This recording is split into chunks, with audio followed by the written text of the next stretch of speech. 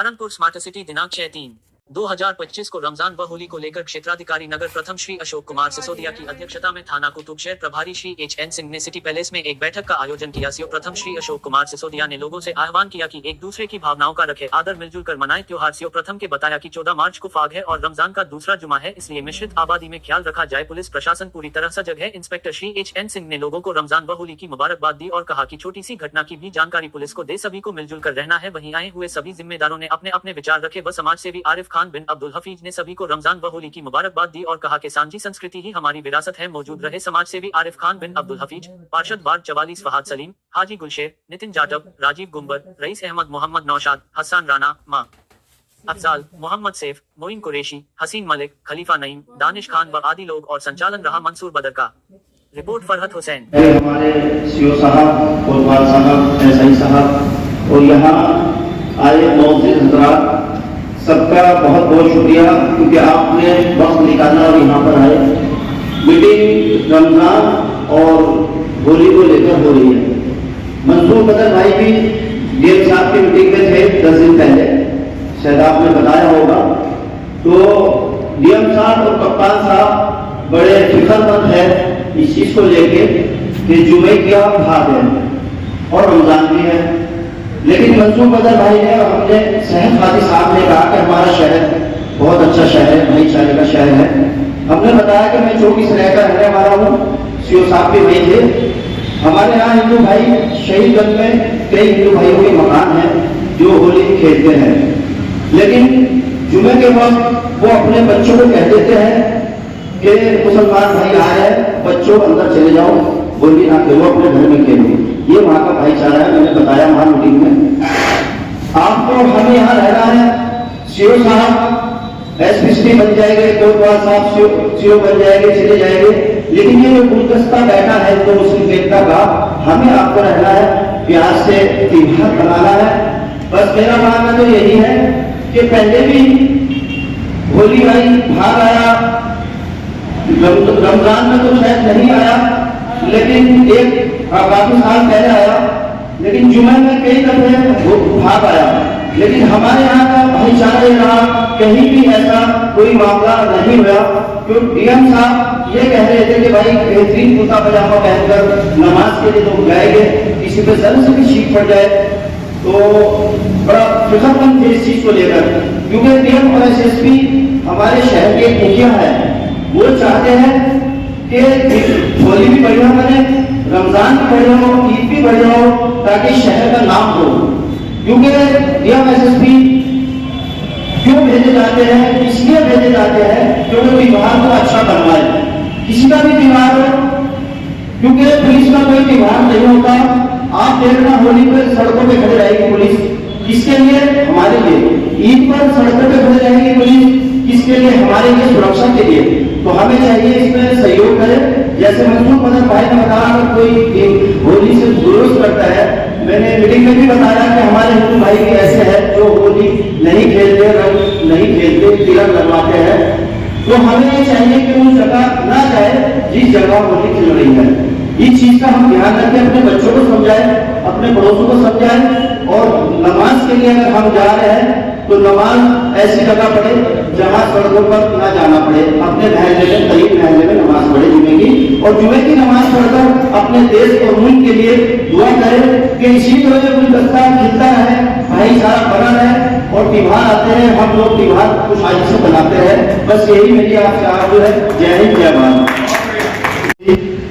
जिसको कमी बताना था वो कमी बता दिया, जिसको सुझाव देना था सुझाव दे दिया। लेकिन बात वही है तो उस लड़के ने कहा, बात मानने की है, बात दिल की है। अगर दिल बड़ा है तो क्या फर्क पड़ता है सफेद कुर्ता है, क्या फर्क पड़ता है काला कुर्ता, कोई फर्क नहीं पड़ता।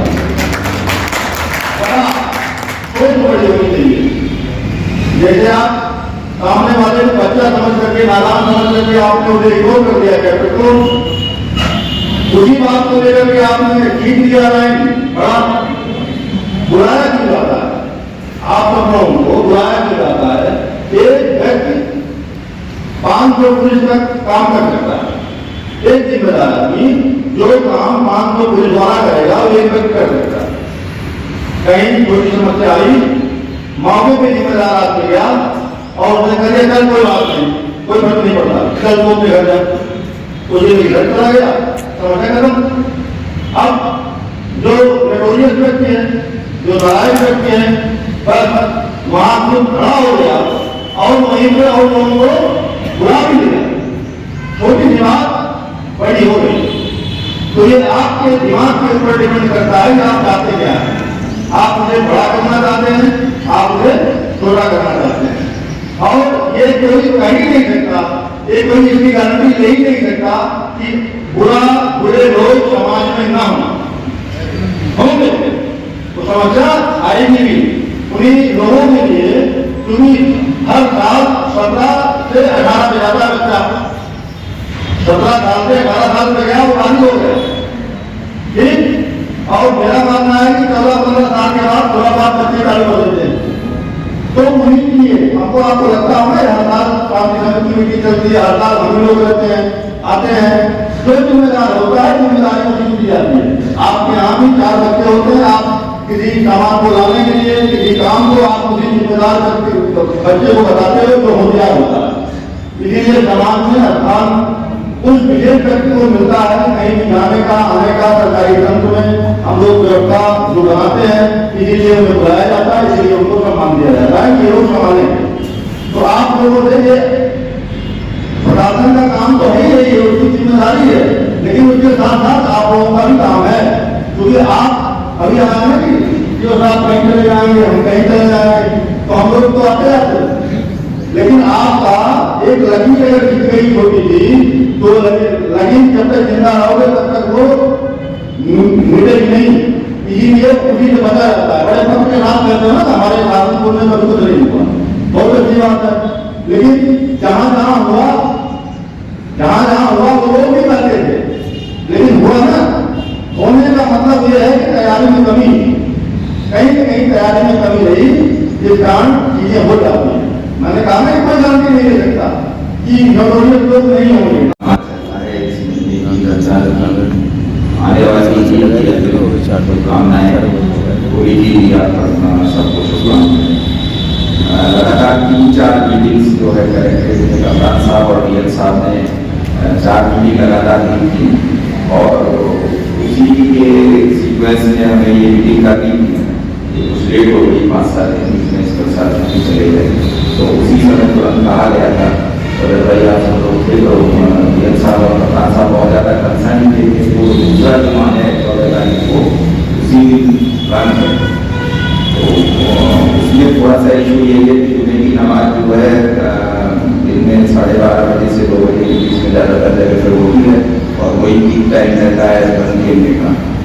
तो उन सारी एक्टिविटीज़ का मेन इशू यही था कि जो छोटी मस्जिदें निश्चित आबादी में हैं, तो वहाँ पे हम लोग बात कर लेंगे, और ये जिम्मेदारी आपने खुद ही कहा था कि जो लोकल पार्षद हैं और वो लोग हैं वो ये आपस में जो मस्जिदों के मौलवी साहब हैं उनसे बात कर लेंगे, और वहाँ पे नमाज का समय 2 बजे के बाद करा देंगे। तो मैं आपसे फिर ये रिक्वेस्ट करूँगा कि आप सभी को बात करके और हमें इंश्योर करा दें कि जुम्मे की नमाज हो गए 14 तारीख वाला जो दूसरा जुम्मा है केवल उसकी बात है, बाकी किसी में कोई इशू नहीं है। तो जैसे जहाँ लोग होता है वो कोई दिक्कत नहीं है, वो जुम्मे की नमाज का टाइम है और उस समय रंग का पीक समय होगा, उसी समय अगर कोई बात कोई चीज हुई तो इसीलिए बार बार सब लोग वहाँ पे कह रहे थे मीटिंग में कि बहुत अच्छा भाईचारा है और अच्छा वो ये बात तो सही है, बहुत आपस में प्रेम मोहब्बत है और सब लोगों में जो है वो भाईचारे की बातें सब अच्छी बातें रहती हैं, लेकिन कुछ ना कुछ लोग खुराफाती लोग हो जाते हैं। अगर कहीं भी हो गया लगता है तो हम ही लोगों को दिक्कत हो जाती है, आपस में झगड़े तो ज़्यादातर आपस में हिंदू कम्युनिटी नहीं होते हैं,